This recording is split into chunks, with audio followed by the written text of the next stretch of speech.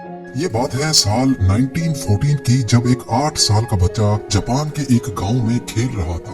तभी उसने 4 पहियों पर चलती एक मशीन देखी। ये फोर्ड का मॉडल टी था, जिसको देखकर ये बच्चा बहुत ज्यादा हैरान हुआ। यही वो दिन था जब उस 8 साल के बच्चे को गाड़ियों और मैकेनिकल पार्ट से पहली बार लगाव हुआ था। इसका नाम था सुचाइरो होंडा, और किसको मालूम था कि आने वाले वक्त में इसका नाम हमें हर छोटी बड़ी गाड़ी पे देखने को मिले। नाज़रीन, 1906 में जापान के माउंट फूजी के करीब एक छोटे गांव में सुचाइरो होंडा की पैदाइश हुई थी। उनके वालिद लोहार होने के साथ साथ पार्ट टाइम में साइकिल रिपेयर का काम भी करते थे। होंडा के 5 बहन भाई पहले ही मुख्तलिफ बीमारियों की वजह से मर चुके थे, लिहाजा उसके माँ बाप को अपने इस बच्चे से काफी उम्मीदें थी। लेकिन उसको पढ़ाई से तो कोई लगाव नहीं था, अलबत्ता अपने बाप के साथ साइकिल रिपेयर करने में होंडा को ज्यादा दिलचस्पी थी। जब वो 16 साल का हुआ तो उसने न्यूज़पेपर में जॉब का एक ऐड देखा। 8 शुकाई नामी टोक्यो के इस ऑटोमोबाइल सर्विस स्टेशन पे टेक्नीशियंस चाहिए थे। होंडा ने कंपनी को जॉब के लिए लेटर लिखा और खुशकिस्मती थी कि वहाँ से पॉजिटिव रिप्लाई भी आ गया। यही वो टाइम था जब होंडा अपना घर और स्कूल छोड़कर कमाने की आस लगाए टोक्यो रवाना हो गया। होंडा का ख्वाब तो तब टूटा जब वो टोक्यो में 8 शुकाई पहुंच गया था। कंपनी के मालिक ने होंडा से सफाई सुथराई के काम करवाना शुरू कर दिए और यहाँ तक के उसको बेबी सिटिंग पर लगा दिया। होंडा बेचारा करता तो क्या करता। एक तरफ वो अपना घर और माँ बाप को छोड़कर निकला था, तो दूसरी तरफ उससे फालतू काम लिए जा रहे थे। उसको वापस अपने गांव जाने में शर्म आ रही थी, क्योंकि वो अपने पेरेंट्स को फेस करने की हिम्मत नहीं कर पा रहा था।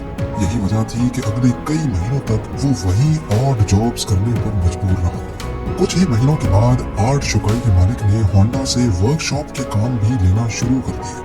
होंडा को इस काम में शुरू से बहुत इंटरेस्ट था, इसीलिए वो चीजों को आसानी से समझ जाता था। चंद महीनों में वो हर तरह की गाड़ी और उनके पार्ट्स के बारे में काफी कुछ जान चुका था। इस दौरान 8 शुकाई ने 2 स्पोर्ट्स कार भी बनाई, जिसमें पहली गाड़ी 8 डैमलर थी और दूसरी कर्टिस। ये दोनों गाड़ियां यूज्ड इंजन्स को इस्तेमाल करके बनाई गई थी, जिन्होंने जापानीज मोटर कार चैंपियनशिप 1924 में पहली पोजीशन भी हासिल की। होंडा अभी तक एक अच्छा मैकेनिक था, लेकिन इस रेस में वो ड्राइवर के साथ इंजीनियर के तौर पे बैठा था। यही वो इवेंट था जिसके बाद सुचाइरो होंडा ने मोटर स्पोर्ट्स को अपना रिलीजन बना लिया। अगले कई सालों तक वो 8 शुकाई में ही जॉब करता रहा और अपने एक्सपीरियंस को बढ़ाता भी रहा। 1928 में 22 साल की एज में उसके मालिक ने अपनी एक और ब्रांच खोलने का फैसला किया। ये ब्रांच हमामात्सु शहर में होना थी, जिसको चलाने के लिए मालिक ने होंडा को जिम्मेदारी देकर वहाँ भेज दिया। होंडा ने 8 शुकाई की इस नई ब्रांच को एक वर्कर से शुरू किया था और सिर्फ 2 ही सालों में 30 वर्कर्स तक पहुंचा दिया। वो अब एक ब्रिलियंट मैकेनिक और रेसिंग ड्राइवर भी बन चुका था। उसने अपनी महारत का फायदा उठाते हुए अपने मालिक के लिए एक स्पोर्ट्स कार डिजाइन की।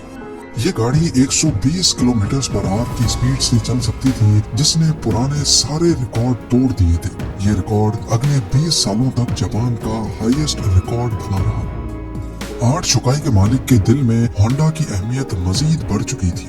वो अपना खुद का वर्कशॉप खोलना चाहता था, लेकिन शायद किस्मत को ये मंजूर नहीं था। 1936 में रेसिंग के दौरान होंडा का एक हौलनाक हादसा हो गया। इस एक्सीडेंट में उसकी जान तो बच गई, लेकिन उसका लेफ्ट बाजू फ्रैक्चर हो गया, शोल्डर डिसलोकेट हो गया और चेहरे पर कई जख्म आ चुके थे। उसको अपनी जिंदगी यही खत्म होते दिखाई दे रही थी। ना वो मैकेनिक का काम कर सकता था और ना ही रेसिंग में हिस्सा ले सकता था। कई महीनों के बाद वो जब दोबारा ठीक हुआ तो उसने 8 शुकाई के मालिक से रिक्वेस्ट की कि वो अब ये रिपेयरिंग का काम नहीं कर सकता, बल्कि उसने आइडिया पेश किया कि क्यों ना वो अब स्पेयर पार्ट्स बनाने के लिए एक अलग कंपनी शुरू करे। 8 शुकाई के स्टेक होल्डर्स ने होंडा का ये आइडिया फौरन रिजेक्ट कर दिया। उनको ऑलरेडी प्रॉफिट्स मिल रहे थे और कोई भी नहीं चाह रहा था कि नया रिस्क लिया जाए।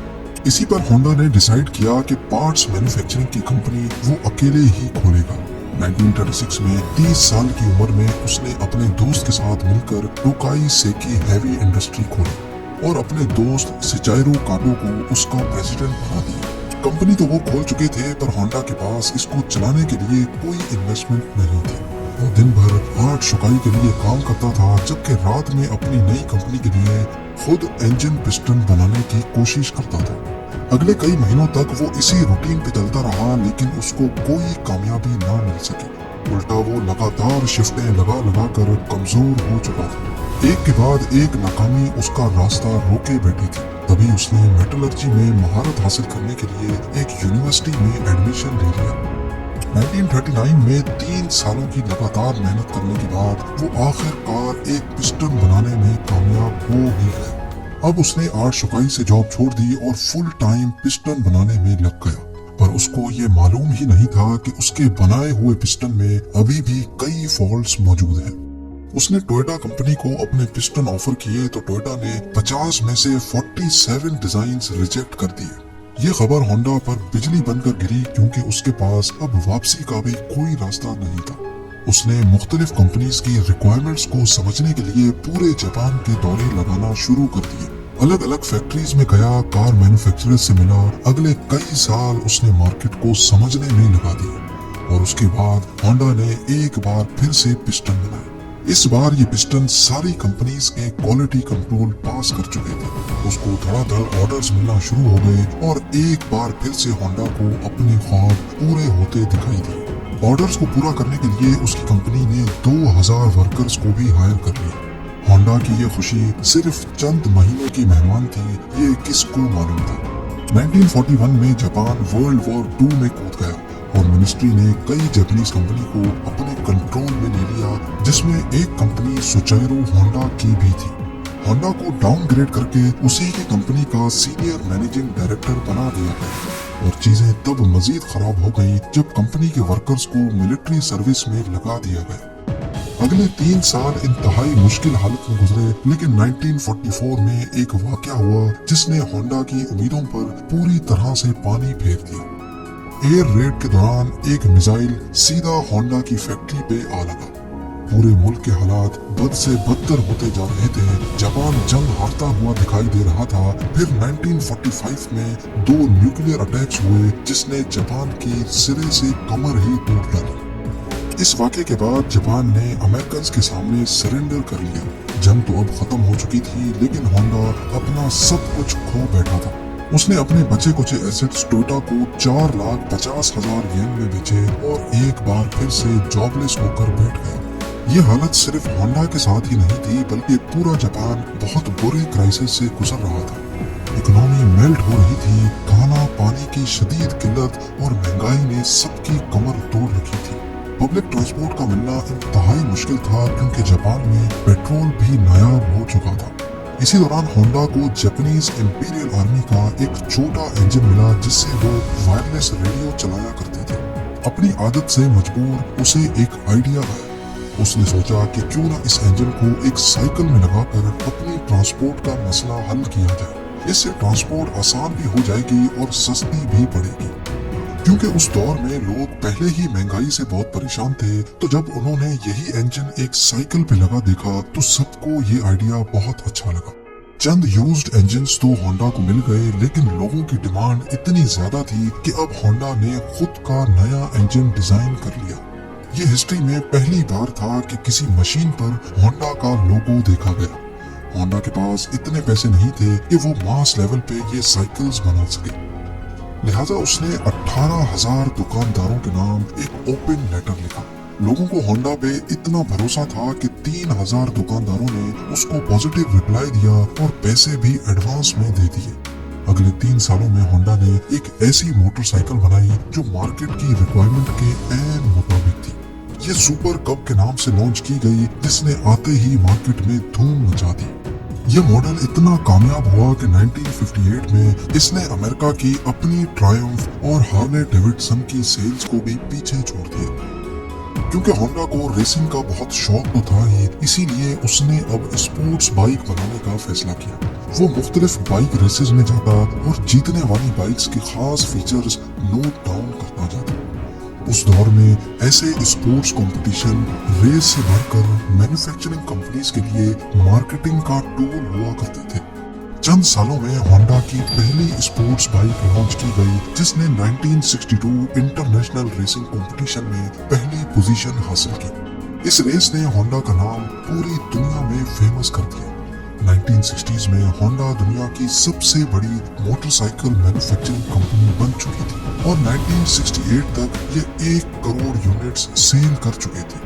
अपनी जिंदगी के 62 इयर्स गुजारने के बाद आखिरकार सोचाइरो होंडा को कामयाबी तो मिल चुकी थी, लेकिन जो ख्वाब वो बचपन से ही लिए बैठा था वो अभी तक पूरा नहीं हो पाया था। होंडा अब कार मैन्युफैक्चरिंग की तरफ भी जाना चाहता था। कई लोगों ने उनको ऐसा करने से मना भी किया, लेकिन उन्होंने किसी की एक ना सुनी। उस वक्त जापान में ऑलरेडी टोयोटा और निसान जैसी कंपनीज अपना बिजनेस जमाए बैठी थी। वहाँ मार्केट में अपनी नई जगह बनाना काफी मुश्किल था। होंडा ने अपनी पहली पिकअप ट्रक T360 लॉन्च की जो कि फेल हो गई। उसके बाद स्पोर्ट्स कार S500 लॉन्च की जिसके सिर्फ 1300 यूनिट्स ही बिक पाए।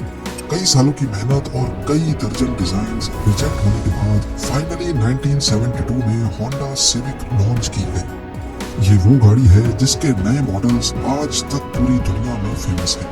1980s में होंडा मोटर्स जापान की तीसरी बड़ी मैन्युफैक्चरिंग कंपनी थी और सिर्फ 10 सालों में ही ये दुनिया की तीसरी बड़ी हो गई। आज होंडा का नाम हमें cars, motorcycles, boat engines, plane engines और दर्जनों पावर टूल्स पे देखने को मिलता है। सुचारो होंडा ने होंडा सिविक के लॉन्च होने के अगले ही साल 1973 में कंपनी से रिटायरमेंट ले ली थी और 5 अगस्त 1991 को उनकी जिंदगी का ये सफर हमेशा के लिए खत्म हो गया।